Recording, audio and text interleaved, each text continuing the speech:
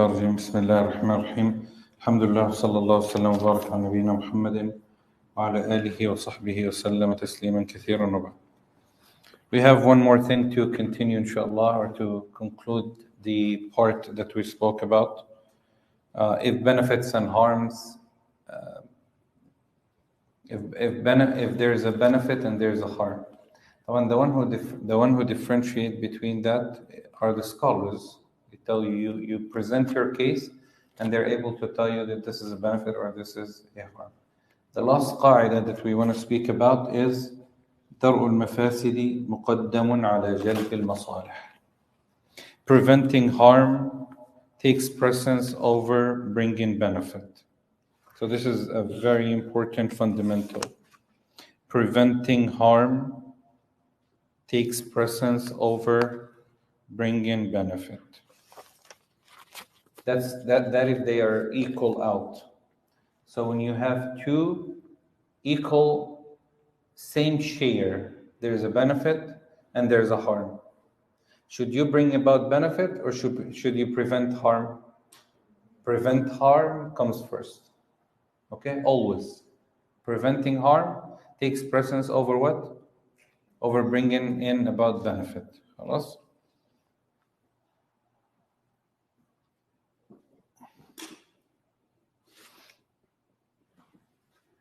Actually, let's take where we are today, inshallah. Bismillah ar-Rahman ar-Rahim. The Shaykh said, قال قاعدة الشريعة التيسير في كل أمر نابه تعسير وليس واجب بلا اقتدار ولا محرم مع اضطرار وكل محظور مع الضرورة بقدر ما تحتاجه الضرورة. These three lines, 15, 16, and 17, are very important for the student of knowledge. Very important. قال قاعدة, a principle here. Okay, the principle of Sharia is to bring in about ease, at-taysir. So the Sharia of Allah subhanahu wa ta'ala came to bring about ease in everything in our life. That's the default. In every matter which is difficult. So anytime we have difficulties, so some ulama mentioned this qaida in another statement, which is number 4 in your PDF. Al-mashaqqatu tajlibu at-taysir. Hardship brings about ease. Hardship brings about ease. I personally like to say it a different way, as our scholars used to say, التعسير يجلب التيسير ليس المشقة فقط. Why? Because Allah subhanahu wa ta'ala used the word what? عسر. إن مع العسر يسرا. يريد الله بكم اليسر ولا يريد بكم العسر. Okay, عسر is not just difficulties, it's hardship. Okay, so hardship brings about ease. And we're going to explain that qaida because this is one of the most important qawa'id that I want you to understand, inshallah Rabbil Alameen.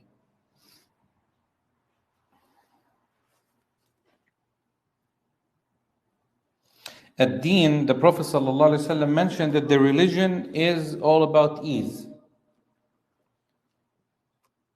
يريد الله بكم اليسر ولا يريد بكم العسر لا يكلف الله نفسا إلا وسعها ربنا لا تؤاخذنا إن نسينا أو أخطأنا ربنا ولا تحمل علينا إصرا كما حملته على الذين من قبلنا.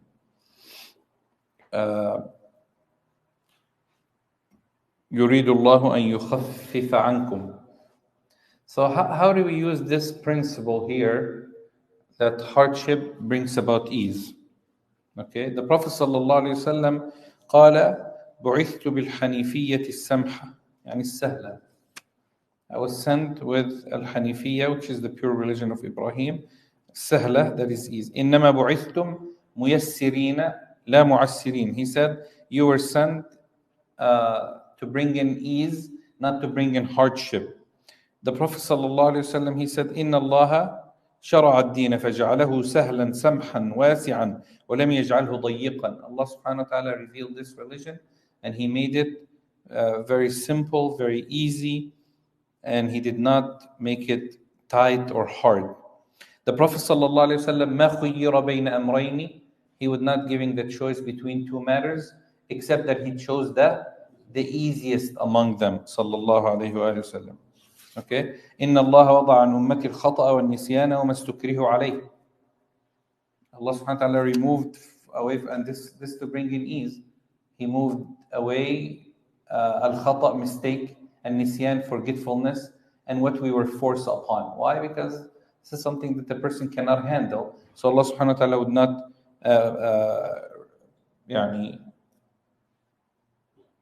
pardon a person with it unless Allah subhanahu wa ta'ala would not pardon a person with it because he cannot handle it. طيب. So what does this qaida means? The qaida says if a person finds hardship in something that they do, there is always an ease out of it, whether it is to remove completely the action, to reduce the action, to change the action. Okay, one of the, and we'll study each one by itself inshallah. مثلا, a sister outside, she wants to make wudu. Can she wipe over her hijab or khimar? Yes, she can. Yes, she could wipe over her hijab. She doesn't have to take it off. Okay, هذا من التيسير. والحنابلة يشترطون إنه يكون على الحلقة ولا العنق. This is a different story. لكن that's bringing ease at a time of hardship. If a person is not capable of using water for wudu, the religion brings about ease that he moves him from the wudu to tayammum. صحيح, tayammum. طيب, even if the water is present, because a person might, there are two cases that you cannot find water, therefore you move to tayammum, so hardship brings about ease, or that you could find water but you're not able to use it. It's too cold مثلا. It's too cold and you don't have anything to warm up the water and it might harm you. But of course, if you have like a stove or you have hot water, the rule doesn't apply here. Okay, so here it does not. So the sunnah of the Prophet ﷺ or the deen brings about ease. Okay, Ammar ibn al-As radiallahu anhu, hadith narrated by Abu Dawud and other, he said in the battle of Dhus Salasil, when he could not find water and he was on major impurity, he made tayammum. So the Prophet ﷺ, he asked him when he returned, he said, you made tayammum and you led salah? He said, yes, ya Rasulullah. I couldn't find water and it was such a cold night. So I moved down from, and Allah subhanahu wa ta'ala said, وَلَا تَقْتُلُوا أَنفُسَكُمْ. He understood from there, Allah said, do not kill yourselves. And I didn't want to harm myself. So the Prophet ﷺ smiled at him. Him smiling, sallallahu alayhi wasallam, is what? Agreement that, or an approval to the action of Amr ibn al-As radiallahu anhu arda. Minor impurity is removed because it's hard to prevent. For example, if a person has a drop of urine on their clothes, can they pray with that? Yes? I can't see it. I have to turn like that. Let's see. Well, we say, yes, you can. Because to remove it, there is hardship to look at, even if he knows that he has impurity on his clothes. Because that's minor impurity. Minor, not minor in the sense of the impurity itself being minor, meaning in a size-wise, okay, or some blood. Why? Because it is hard to prevent. And even the religion did not require you to do it, to clean it off or to wash it. He required you to do it. Just spray some water on it. but it's not going to remove everything. It doesn't matter. It's fine. لأنه hardship brings about ease. Okay, is that clear? Al-Madhi. The Prophet sallallahu alaihi wasallam, Sahl ibn Hunayf, he said, "Ya Rasulullah, inni rajulun madha wa ukthiru al-ightisal." فقال النبي صلى الله عليه وسلم يكفيك أن ترشه بشيء من الماء. Anybody know what al-madhi is? There's three words in Arabic that are very important to understand. There's al-mani, which is the sperm. And there's al-madhi, which is pre-ejaculation. And then there's al-wadi, which is after going to the bathroom or during cold nights. Okay? These three. Which one among the three is pure? Which one is impure? Madhi is impure. No. Al-mani, okay, you have to understand this. This is very important. Al-mani is the sperm or ejaculation sperm, okay, for both male and female. That is the only one that is pure, but you have to shower. Al-wadi and al-madhi are impure, but you don't have to shower. Female, they have discharge. Okay, the discharge is pure or impure? Impure, but she doesn't have to shower. Those discharge, the liquid discharge, are impure, but they only have to make what? Wudu. طيب, the clothes. Remember, al-mani, which is the sperm, is pure. So the person doesn't have to. It's good to wash it off, okay? Or if it's dry, then you remove it. But it's pure. The other two are impure. Now, Rasulullah sallallahu alaihi wasallam said to Sahl ibn Hunayf, he said, you do not need to take a shower. إنما تنضح بشيء من الماء. You could only spray some water on it. So if you have some impurity on your clothes, okay, and you just spray it with water, does that really clean it off? No. Okay. So what is considered to be a small impurity? Like what? What would you consider? Like blood. How much of blood would it be considered small amount? Huh?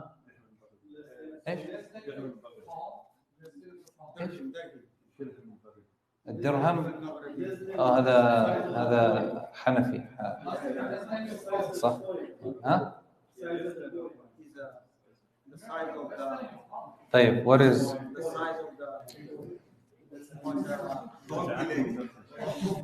I'll tell you what is considered to be small. Okay, what is considered to be small is based upon al-urf, based upon the customs. What we consider something small, to be honest, there's no measurement. There's no measurement because this in your hand measure is different from my hand measure.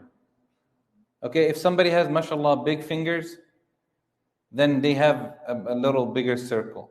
So really, you cannot just say in a size of that. You say bil-urf. Okay, what is known to be small. Okay, so a drop of blood will be what? Small or big? Small. Okay, but the whole sleeve is full of blood. That's a lot. Okay, so if you have a small drop of blood on your clothes and you just sprinkle water on it, it doesn't clean it off, but that's enough. Because what? Hardship brings ease. So you could use this fundamental or this qaida to say that hardship brings about ease. طيب. نعم. حتى لو dry blood on the clothes, خلاص, you just sprinkle water on it. You don't need to wash it off completely because it will still leave a mark. دائما it will leave a mark. The mark is not going to be gone. Yes. طيب, بول الغلام مثلا. مالكم انتم ما شاء الله. Excited today, huh? Trying to figure out what. Okay, بول الغلام, the urine of a boy who did not. Okay, a urine of a boy. How is the urine of a boy is different from a urine of a girl? Anybody know? No, you don't. No, there's rulings. There's rulings. What is pure?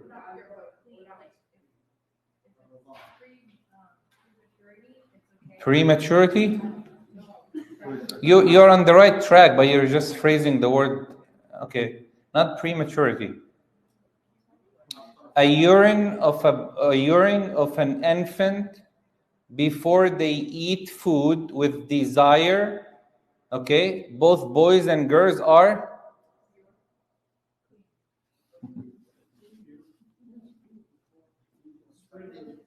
for boys only. الغلام الذي لم يأكل بشهوة. A child that does not eat with desire. يعني they don't eat yet. They're just breastfed or they're drinking milk, some artificial milk, whatever the case is. So a urine of a boy is pure. And the reason for that is few things. Number one, a urine of a boy mostly have heat on it. Like for boys, it's heated. For girls, it's not.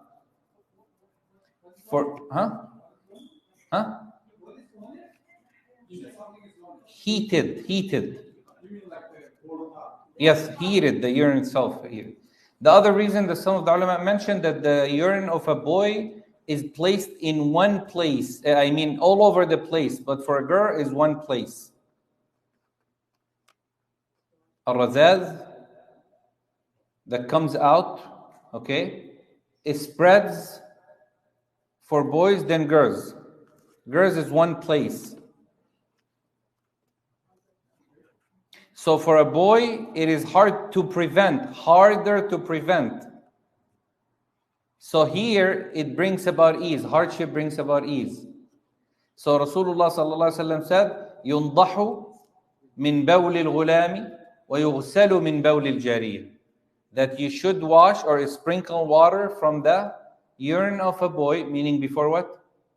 For they eat. Because if they eat, khalas, both are impure. Okay, we're talking about before 1 year. So this is important for a mother. If she's carrying her baby, okay, and they urinate, and they don't have their diapers on or something, and then their clothes got urine, what should she do? If it's a boy, she just sprays water on it, sprinkle water on it. She doesn't have to wash it. That's the point. Even though it will leave some impurity on it as urine wise, it's fine. Okay, al-mashaqqatu tajlibu at-taysir. Remember, we're still using this fundamental. Hardship brings about ease. For girls, no. That's one reason. The other reason that some ulama mentioned, the third reason, is that the Prophet ﷺ, at the time of Rasulullah ﷺ, the more common to be carried among the people at that time were boys than girls. Okay? Why? Because girls are there's more modesty, there's more haya to bring in a girl, and she actually would urinate in front of or on the clothes of people and men there. But boys, they're running all over the place. Okay, so they used to protect the modesty of their girls, that they do not bring them into gatherings like that. So in case these things happen. So understand that. So we're still using the qaida. Yes. Before food and after food is the same rule. The before food, it's fine, it's pure. After food is the same ruling. If it's chewed, like from inside vomit, it's impure. No. طيب. In the kaffarat, kaffara is what? Expiation. Yeah? Expiation. Like a person has, the ulama says, how could we use this qaida? I'm telling you, this qaida, this fundamental, we use it in every chapter of fiqh. If you understand it and you really understand it and you try to apply it, it will solve a lot of issues in your life without even knowing the ruling. The deen says if a person has a sexual relationship during the day of Ramadan with his wife, the man has to do one of three. Yes? One of three? Huh? The order is free a slave, fast 2 consecutive months, feed 60 people. طيب, this is the order. Which one should he do? Huh? No, you're using the That we already said, let's not use that. Okay? So they should free a slave. Now, can we find a slave to free? Yes, we can. Yeah. Actually figured it out. Yeah, we can. Mauritania and South Africa and places, yeah, they still have. So, and it's actually helpful to free those people, even though there's still slavery exists under the table, but you could do it. Now, if I want to free a slave, what do I have to do? I have to take money, take a flight, go all the way there, look for a slave, and then buy them, and then do what? Free them. Is that hardship? Yes. So even in the kaffarat, you move down from the order that you're supposed to do to bringing about ease, that you do what? You say, I'll fast 2 exam. I can't. I'm working every day, and my job, I work construction work. Now I can't fast 2 months. I'm able to, but that will bring about what? Hardship. So now we move down to the third level is what? Feed 60 people. So now hardship brought about ease. Is that clear? طيب. We need to apply more قواعد. A woman who goes to Hajj or Umrah. No. لا. Majority of the scholars says no. She doesn't have to do the kafar, even if she was willingly. But it's haram upon her. It's haram upon her. Okay. طيب. So if a woman is going to do Umrah, for example, this woman does her Umrah. She comes into Haram from the United States. She gets there. We're only there in Mecca for 4 days. She has her menstruation period. Now, what should we do? To do tawaf around Kaaba, do you need tahara?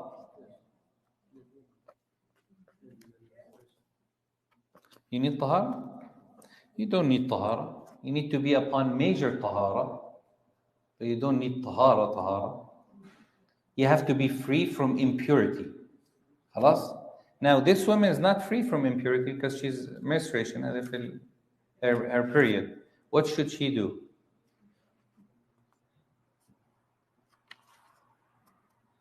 Don't be scared. This is not a fiqh class. This is not we're applying here. Hardship brings ease.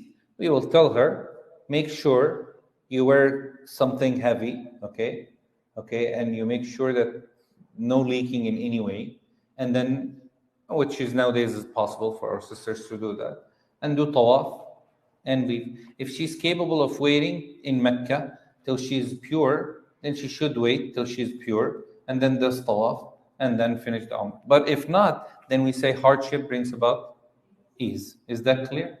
طيب, people in Hajj, huh? النبي صلى الله عليه وسلم قال ها؟ إيه حتى في الحج. Not the prayers. Yeah, but tawaf. She needs to be, huh? لا حتى في الحج. حتى في الحج. عندنا طواف الإفاضة وطواف الإيش؟ الوداع. طواف الوداع is the farewell when you're leaving. خلاص يا مع السلامة. That tawaf, according to majority, it is recommended. So if she has her menstruation before that tawaf when she's leaving, she could just miss it, no problem. And now we're talking about the first tawaf that is obligatory upon her too. If this woman is going to have her menstruation period for a few days, and she's only there for those days, she has to come back to the US. Now, her coming back to the US, we will tell her, wait till you're pure, then go back to Saudi Arabia and do the tawaf and finish. Is that possible? Impossible. So Rasulullah sallallahu alaihi wasallam said what? He said, "Shuddi alayki khirqa." Wear something clothed like a pad, okay, and make sure that it's tied so no blood will be leaked. And then do as everything except salah, but you don't pray. So she does everything except salah. Is that clear? طيب, if a person Do you have, okay, staying in Mina, for example. When you do Hajj, you have to stay, I mean, in Muzdalifah. You go, you finish Arafah all day, you go down to Muzdalifah, which is like an open area. You sit there all the way to Fajr. You pray Fajr and then you leave to Mina. Now, sitting there could be hardship for some people, meaning all night.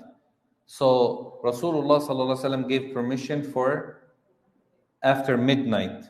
So they just have to sit. So when you stay in Arafah, you stay till Maghrib, then you walk to Muzdalifah, which is an open area. You sit there all the way to midnight. You pray Maghrib and Isha, and then you could leave to Mina, to your tent. Even though the requirement here is what? That you have to stay here all the way to Fajr, till you pray Fajr. Now, Aisha radiallahu anha, she said, كانت سودة radiallahu anha, the wife of the Prophet sallallahu alaihi wasallam, she was old and she was heavy, meaning that she wasn't able to walk easily. So she asked permission from Rasulullah sallallahu alaihi wasallam that if she could leave early, and he allowed her to. So I said, Wallahi, a'zim, I will stay till morning. She said, then I regret it. I wish that I would have left with her at night. Why? Because it was too crowded in the morning.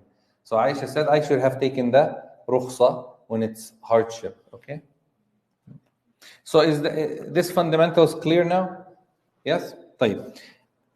أسباب التخفيف. Now. Yeah. Yes. Yes. Yes. No, you don't. You don't.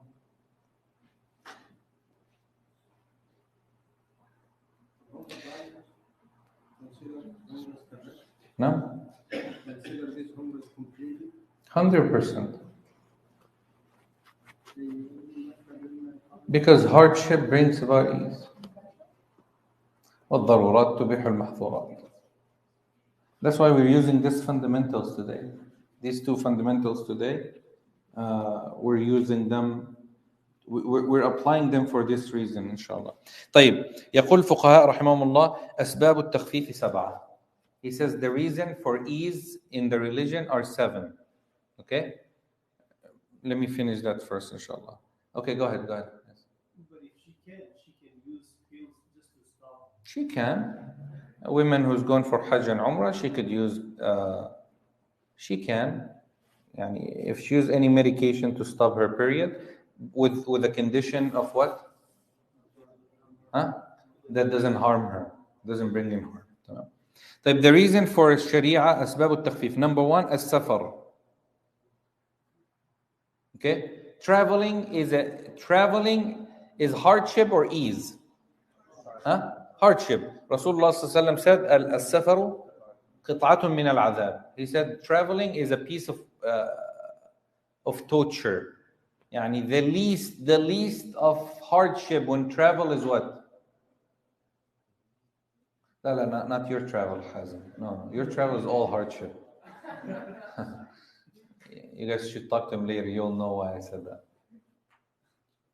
They say the least is that you feel homesick.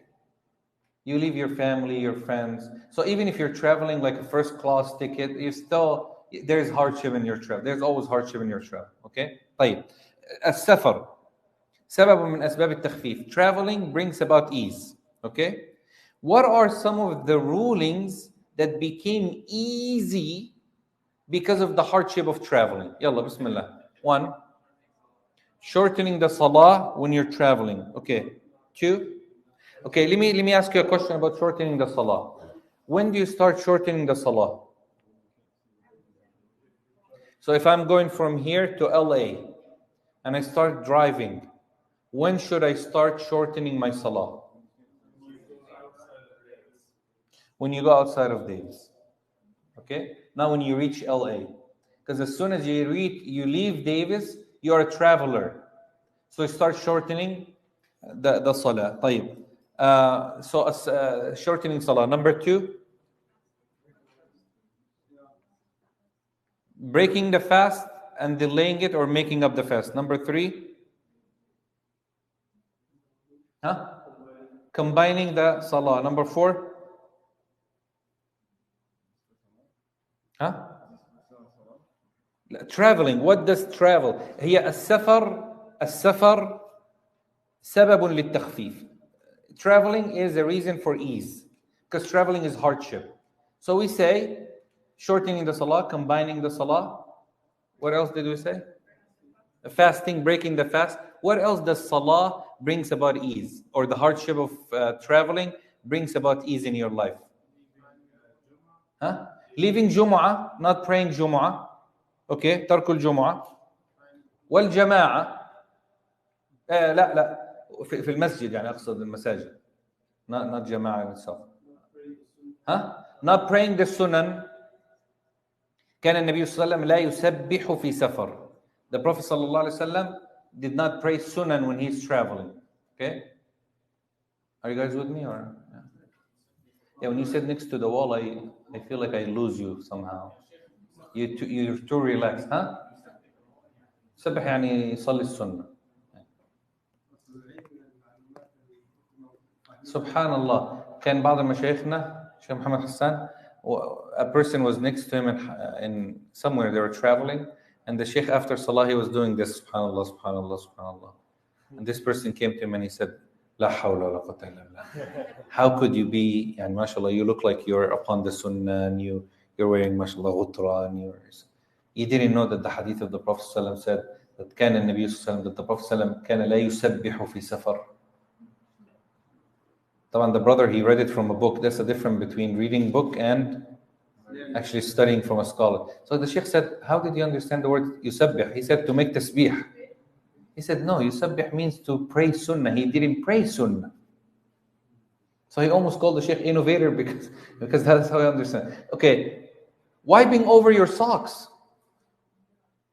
How many days? And instead of 1 day and a night, 7 days. You could go up to 10 days.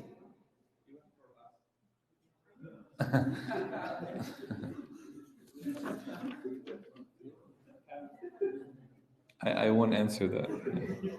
Even and the hadith, Umar bin Khattab radiallahu anhu, for you 3 days. 3 days and a night. Yani 72 hours. Okay.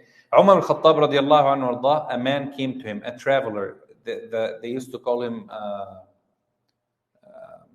صاحب البريد, the mailman. Okay. He came to Umar bin Khattab radiallahu anhu. So Umar bin Khattab radiallahu anhu, he saw that he had his socks on. So Umar radiallahu anhu said, how long have you been traveling with this socks? He said, from last Jumu'ah to this Jumu'ah, and I've been wiping over it. فقال عمر رضي الله عنه أصبت السنة. He said, you have accomplished the sunnah. طبعا Umar saying accomplish the sunnah, it cannot be except the sunnah of Rasulullah sallallahu alayhi wa sallam. So that was almost 1 week. That's 1 week. So wiping over your socks. So that's one. So the first reason for hardship is safar. Type second reason, what's the second hardship that we go through? Sickness. Al-marad. Okay? Sickness is a reason for ease. What? Like what? Bismillah. Okay, so the position of praying itself changes based upon your sickness. One, if you can't pray standing, you sit. If you can't pray sitting, you lay down. If you can, and then you move your head, and your head down lower than sujood. If you can, then you move your head only. If you can, then you move your eyes. If you can, then you move your heart. You just look at just of salah. So you never miss salah. Number two, tayammum. Okay, tayammum. Number three, and we already said tayammum. Tayammum is a replacement of not finding water. True or false? False. Because tayammum is a what? Is a replacement of not finding water or unable to use water. Someone is sick and the doctor says you cannot use water, and the water is right there. This person cannot use it, so he does tayammum if there's tayammum. Okay, leaving the jama'ah or missing the jama'ah.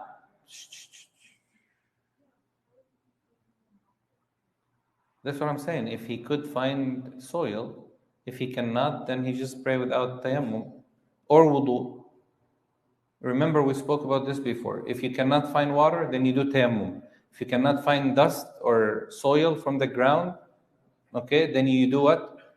You pray without both. Okay. Iftar Ramadan.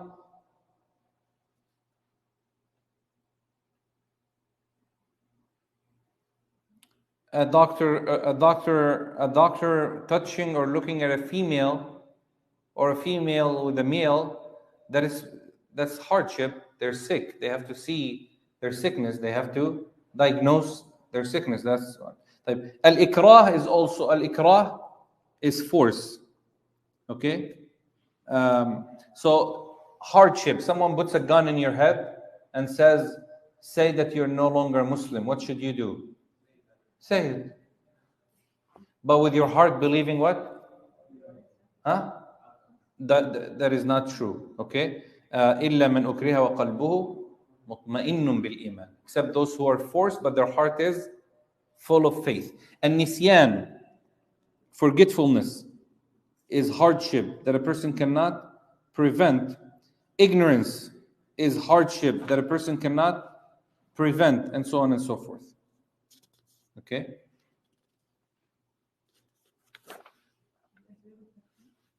هذا كله من أسباب التيسير. ها؟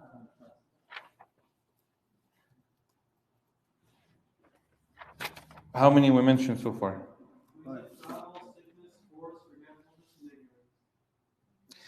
العسر وعموم البلوى. Hardship, عموم البلوى it's like when the evil spreads so much that you cannot prevent. I will shock you guys right now. I know you'll be shocked.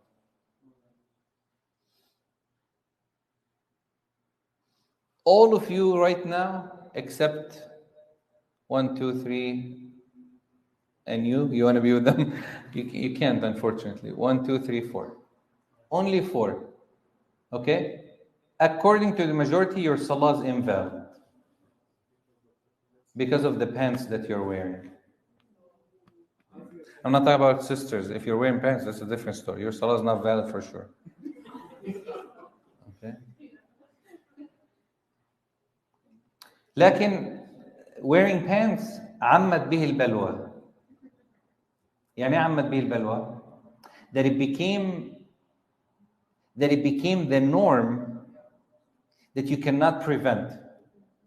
That's what it means. Why you cannot pray in pants, or why is it not recommended to pray in pants? Huh? تجسم العورة. Okay, it defines your aura. Okay, it describes your aura. Now, la big pants هذا. No.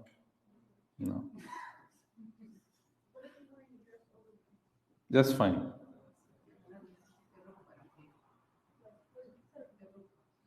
Okay, so that's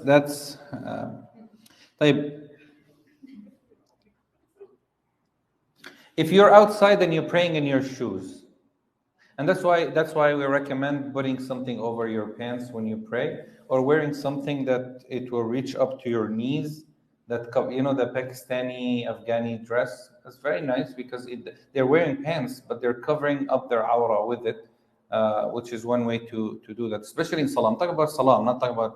I'm just talking about salah. So wearing pants becomes what they call it, the norm that spreads, or the evil norm that spreads, meaning that you cannot prevent it no more. You can't.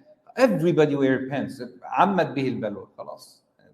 Impossible to prevent. Okay, if you're wearing a shoe, and this shoe, if you're gonna pray with it, should you pray in your shoes or no? No. You can. Aslan, the sunnah is to pray in your shoes. The sunnah is to pray in your shoes. The Prophet ﷺ says that the Jews were not allowed to pray except in their ma'bad, not masjid. Okay, and they were not allowed to pray in their shoes. We are We're supposed to do the opposite. We pray in our shoes. That's why when we're praying at the park, you see everybody taking their shoes off. And some brother, they even look at you like, you know? It's the extreme part. I'm doing the sunnah. Anyway, now you walk with this shoe. You step in mud while walking. Now, can you prevent that? Impossible to prevent. Yes? So that's hardship that you cannot prevent. What is required for you to, before you pray, that you should do? Take your shoes off, look at it, investigate? No. See? There is hardship that you cannot prevent. This is from, you're walking.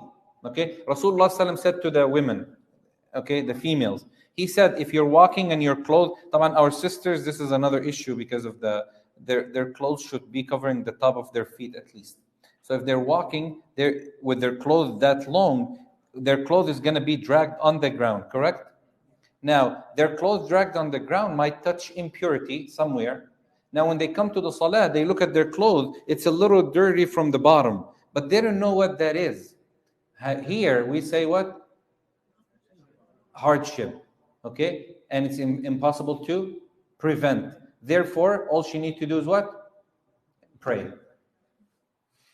Why? Because if she walks, even if she walks in impurity, she actually walked the impurity after it. Khalas.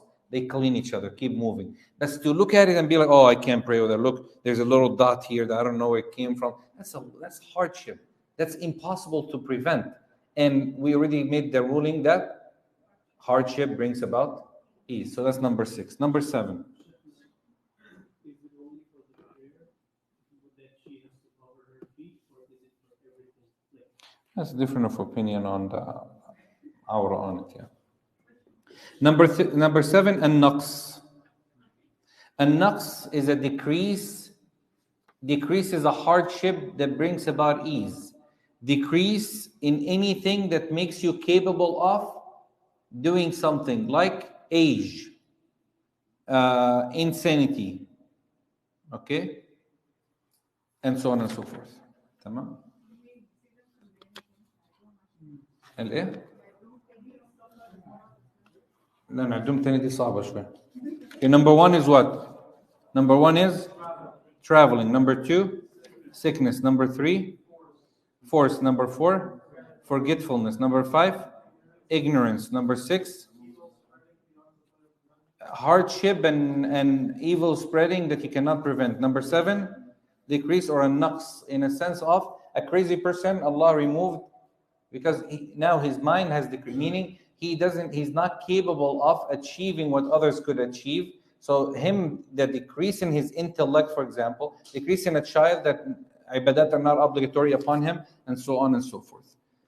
I think this is good enough. I hope this qa'idah is clear now. Let's move on to the next one because the other two are very important too. قال وليس واجب بلا اقتدار ولا محرم بلا اضطرار. نعم.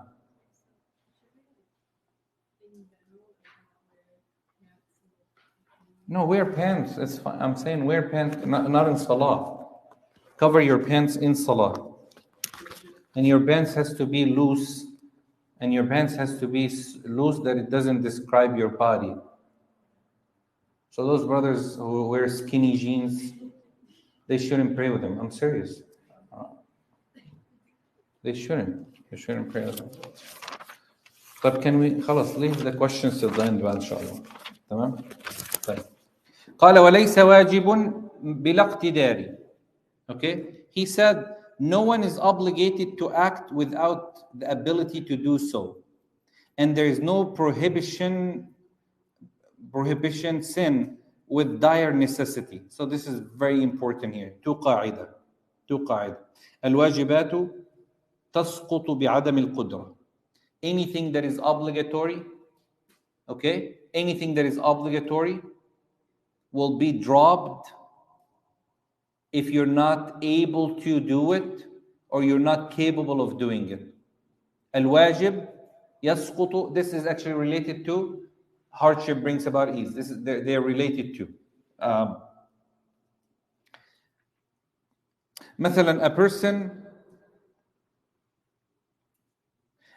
مثلا they don't have. Are you supposed to gain money to pay zakah? No. Are you supposed to gain money to pay zakah? Yani you have to work to get the amount of money for you to be eligible to give zakah? No, you don't. Okay. Hajj. Okay. Hajj is obligatory. Yes. Only with ability. You're able to. Okay. Or there's nothing that prevents you. يبقى الواجب وليس واجب بلا اقتدار. واجب without اقتدار, without the ability, it's not acted upon. Okay. ولا محرم مع اضطرار. And طبعا هذه قاعدة في الأصول: الضرورات تبيح المحظورات. Let me ask you a question. Bismillah. I need someone from that side. You guys are too far. I can't even see you right today. My eyes are hurting so much. What is considered here necessity? Necessity. How do you translate this? Necessity. كيف نقول تبيح؟ Huh? Yeah. But the قاعدة itself. الضرورات تبيح المحظورات. So necessity makes permissible. Permits. Okay. Necessity permits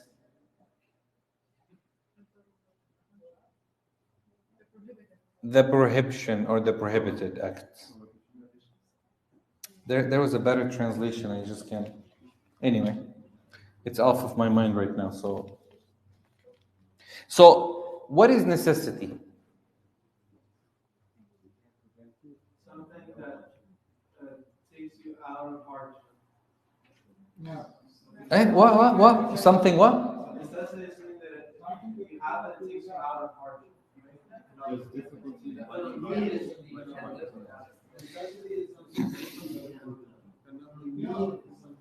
The fuqaha says الضرورة لا يقوم العمل لا يقوم غيره مقام. الأصوليون يقولون الضرورة هي الحاجة الشديدة. They differentiate. The fuqaha says necessity is that there is no replacement of the action. There is no replacement of it. That's a necessity. The usuliyin, the people who study usul fiqh, they say necessity is a dire need that life cannot continue without. Okay? طيب. الضرورات. So there is no sin or there is no prohibition, okay, of sin with dire necessity or dire need. يعني to be able to remove this necessity, you have to fall into or commit the haram. Therefore, we can,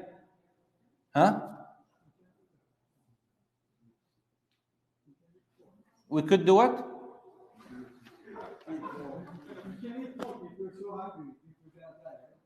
طيب, come here. Let me see you. Keep going. You could eat pork to what extent? Here you go. So this is a very important condition, that when you commit the necessity or when you commit the haram because of a necessity, then you do it because based upon the need only, to survive the need. So why is he bringing this? We study this in Usul al-Fiqh. Why is he bringing it now in the legal maxims? Because that is related to the qaida, which is hardship brings about ease. Okay? So this is the last. طيب. One more and we're done. وكل محظور مع الضرورة بقدر ما تحتاجه الضرورة. He said, and every harm or every haram prohibition that is done due to a necessity is according to the minimum need of that necessity. Is that clear now? No? So if a person, this is actually a qaida, fundamental, that limits the one before. Because we say we could fall into the haram because of a necessity. Here he says if you do so, you only do it to the minimum need of that necessity. And of course, as soon as that need is gone, what happened? The rule returns back. Same as the hardship. As soon as the hardship is removed, الأمر إذا ضاق اتسع وإذا اتسع ضاق. I don't know how to translate that. Okay. الأمر, the لا, not the matter now. هي في الرخص especially. The situation of رخصة, which is a permission, when it's إذا ضاقت, when it's so tight, then it opens up. يعني, a person who is traveling, that's hardship, so tight upon him, then the rukhas are open for him to break his fast, to eat, to drink, to travel, to not pray for rak'ah, to do so many things.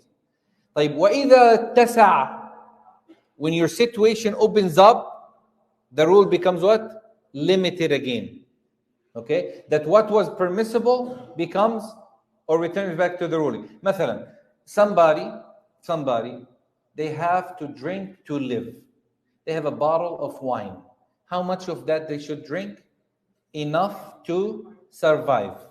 Okay? They cannot drink the whole bottle and say, inshallah, in case I don't find. لا. They only drink. That's what they mean by this قاعدة. اللي هو وكل محظور مع الضرورة.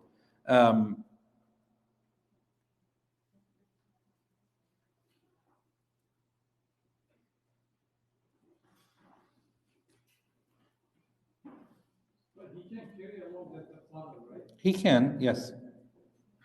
Yes.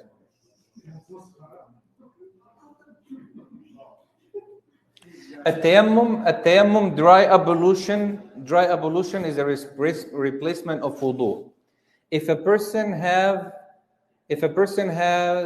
urine discharge is that they have an ongoing discharge of urine. What should they do? Remember, this is hardship or not? This is hardship. It brings about ease. What's the ease here?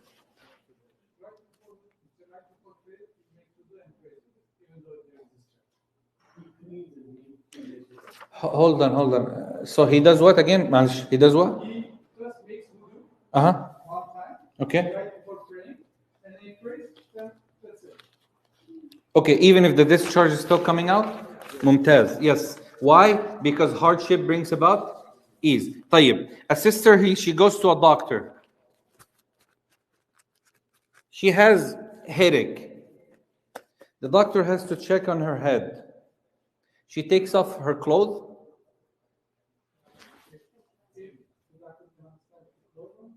وكل محظور مع الضرورة بقدر ما تحتاجه الضرورة. Remember we said that every prohibition action that is done due to a necessity is according to the minimum need of that necessity. She has to show him her head. So she takes off her scarf, but not her abaya. Okay? Why would she take off her abaya? No, mashallah, al-akhwat, they open up everything. Mashallah. She goes to a dentist, she takes off her hijab.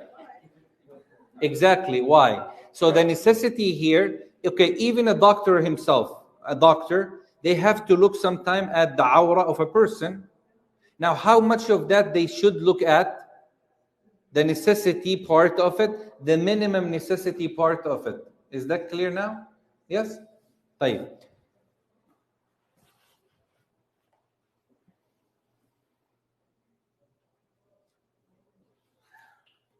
So far we have taken three fundamentals that are very important. Number one, niyyah, actions are by intention. And we spoke about that, alhamdulillah, enough. Number two, the harms and benefits, which one we bring harm and preventing harm and bringing about benefit.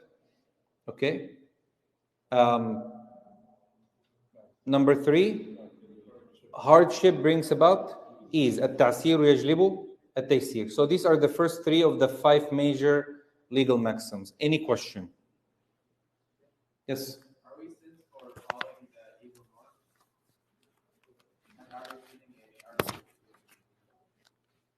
Are we what?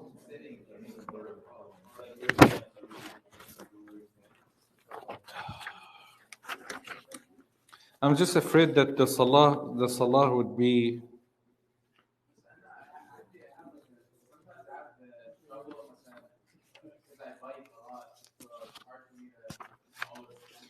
Carry one of those that they're wearing in the back. Carry a thobe that you bring to the masjid. Cover your awra with something that is هذه. بس يعني I would say once or so, no problem. لكن مش every time. I'm just afraid that this is one of the things that it would not make your salah invalid. Your salah is still valid. I'm not saying your salah is invalid. But it's better to have your awra fully covered than. Any other question, inshallah?